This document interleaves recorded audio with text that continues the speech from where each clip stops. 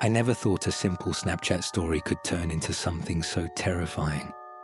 I still can't wrap my head around it. It all started innocently enough on a Friday night. I was sitting in my bedroom, scrolling through Snapchat, when I got a notification. It was from a girl I didn't recognize.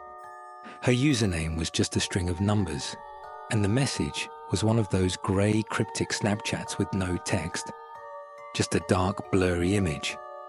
I almost didn't open it. Something about it felt off, but curiosity got the better of me, and I tapped the screen. The photo was of an empty street at night, just a long stretch of road with streetlights casting eerie pools of yellow light. The kind of shot you'd see in a movie before something bad happens. I didn't know what to make of it. No text, no name, just the street. I almost ignored it. But then I noticed something. The timestamp. The photo was taken seconds ago. That's when it hit me. The street in the photo looked exactly like the one outside my apartment building. I froze. I checked the location on the photo. It didn't give me much. It just said nearby. But that didn't help. My apartment complex is in the middle of a quiet residential area. Not the kind of place you expect random strangers to be wandering around at night.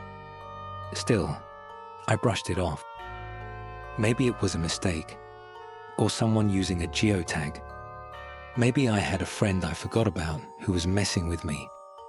But then I got another Snapchat. This one was a video. The video was shaky, as though the person was walking and trying to keep the camera steady. The sound of footsteps echoed in the background, and for a moment, all I could hear was the low hum of the night. Then the camera panned to a familiar place, the corner of my building. It was hard to tell from the angle, but it was definitely my building. I felt the hairs on the back of my neck stand up. There was no caption, nothing to explain what was happening. My heart started racing. I opened the video again, replaying it slowly, looking for any clue as to who this person might be. The footsteps grew louder, and just as the camera panned upward, showing a dark, shadowy figure standing under a streetlight, the video cut off. I couldn't move. I didn't want to believe it, but I couldn't shake the feeling that someone was out there, watching. That's when I made the mistake of replying. I simply typed, "Who is this?" I didn't expect an answer. But then, immediately, another snap came through. A photo. This time, it was my own front door. I could clearly see the doormat I had just bought last week, the number of my apartment visible on the doorframe. It was like the person was standing right outside, looking in. I felt a rush of cold sweat. I quickly locked the door and pulled the blinds shut, but I couldn't stop staring at my phone. The message read, "Are you alone?" I didn't reply this time. I just sat there, staring at the screen, the silence in my apartment swallowing me whole. I didn't know what to do. Should I call the police? I didn't have enough evidence. No one had actually shown up at my door. It could all be a sick joke, but I felt like I was losing my mind. Every snap seemed to get closer. Another video came through. The camera was now positioned at the bottom of my apartment staircase, looking up at my door. The same streetlight from earlier lit the area. The footsteps were audible again, slowly making their way up the stairs. My stomach turned. I couldn't take it anymore. I grabbed my phone, intending to block the account. But just before I could, another message popped up. It was a photo of my face, my actual face. I was sitting on my bed, staring at the phone. The photo had been taken through my bedroom window, just inches away from me. I didn't hear a sound.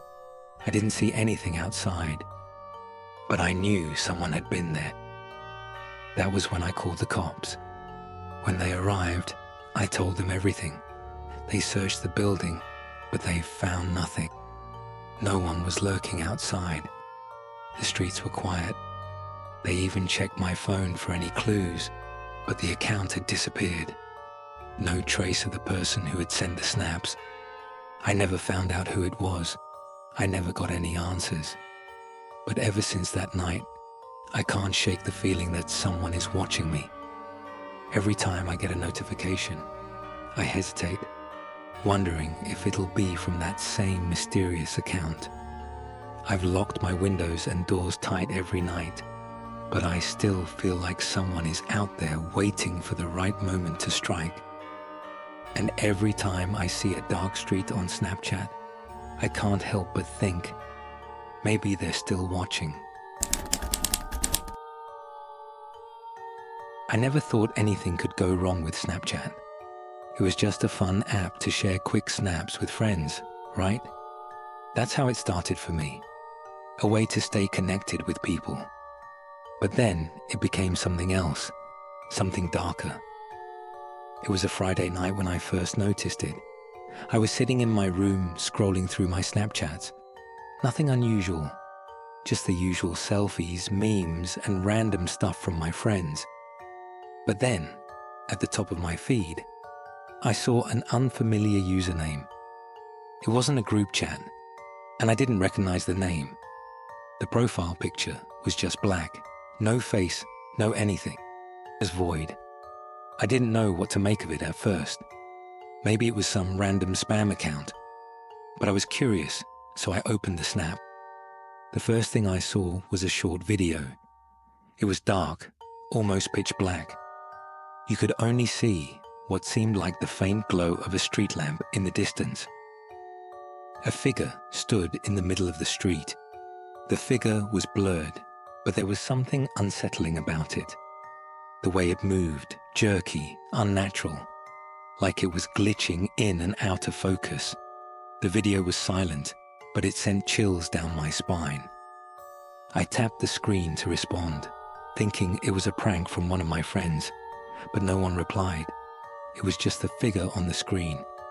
I tried to shrug it off, but my heart was beating faster. The next snap came an hour later. Same dark video, same street lamp in the distance. This time, the figure was closer, much closer. I could see it better now. It wasn't human. I don't know how to describe it.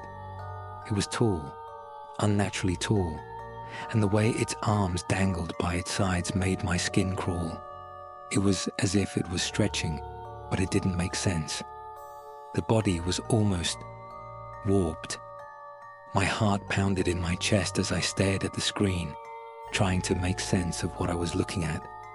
I almost threw my phone across the room, but I couldn't look away. Then, the message came through. "I'm right outside your window." I froze. At first, I thought it was just some sick joke, but I quickly went to check my window. Nothing. I could feel the sweat on my forehead. I hadn't even realized I'd been holding my breath. I tried to laugh it off, thinking it was some kind of prank. But then, the next snap came. This time, the video was different. It wasn't the same street or the same figure. This time, it was a video of my own street, filmed from the edge of the sidewalk, the exact spot where my house was. The phone's camera zoomed in on my window. I stumbled back from the window, my pulse racing. I looked at the username again. Still no profile picture, no name, just that blank, unsettling presence. I swiped down to block the account, but it wouldn't let me. It just wouldn't. My phone froze. The next message came in. "I'm closer than you think." I threw my phone on the bed, unable to tear my eyes away from my window. The hairs on the back of my neck stood up as I heard a faint scratching sound outside. My heart dropped into my stomach. I felt nauseous. I couldn't bring myself to look outside again.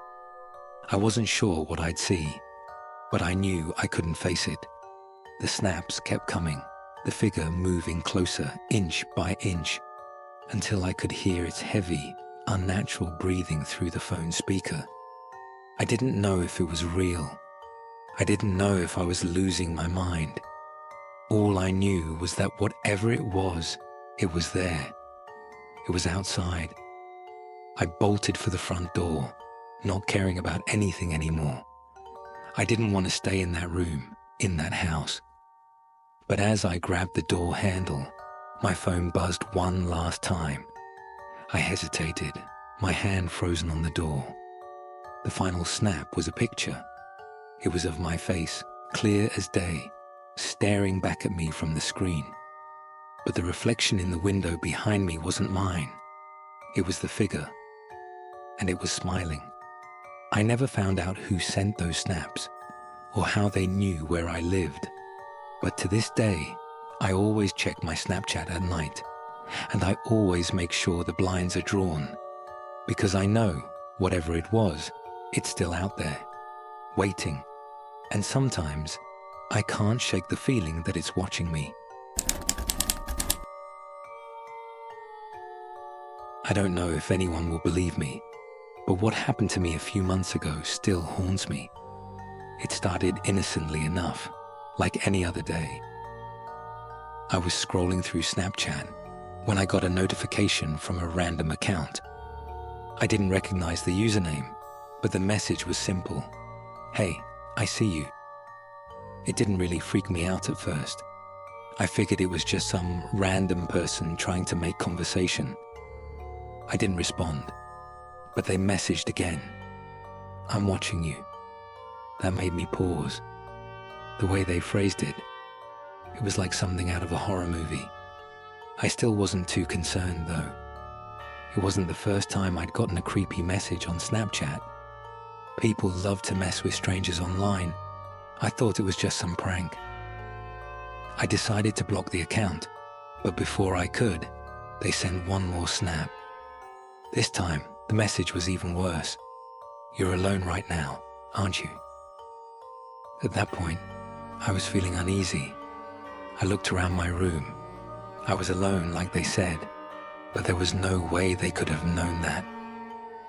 My heart started to race, and I quickly blocked the account and deleted the message. The next few days, nothing happened. I thought maybe it had just been some weird glitch or a spam account. That was until I got another snap. Same username. I was almost too afraid to open it, but I did. It was a video. I pressed play, and my blood ran cold. It was a video of me, sitting in my room, staring at my phone. The worst part was, it was taken from behind me, over my shoulder. Whoever had filmed it must have been standing right behind me. The timestamp on the snap was from just a few minutes ago. I froze. There was no one in my room. I was completely alone. My hands were shaking, but I managed to take a screenshot and report the account. After that, I deleted my Snapchat entirely. I didn't want anything to do with it anymore. But here's where things got even worse. A few days later, I got a text from an unknown number. The message read, "You're not safe. Look outside your window." I don't know what possessed me, but I stood up and went to the window. The street outside was dark, empty. I couldn't see anyone. My heart was racing, but I figured it was just another prank. I went back to my phone, and that's when I saw it. The same Snapchat username had sent me a new message. I opened it, half expecting another video. But this time, there was just one picture.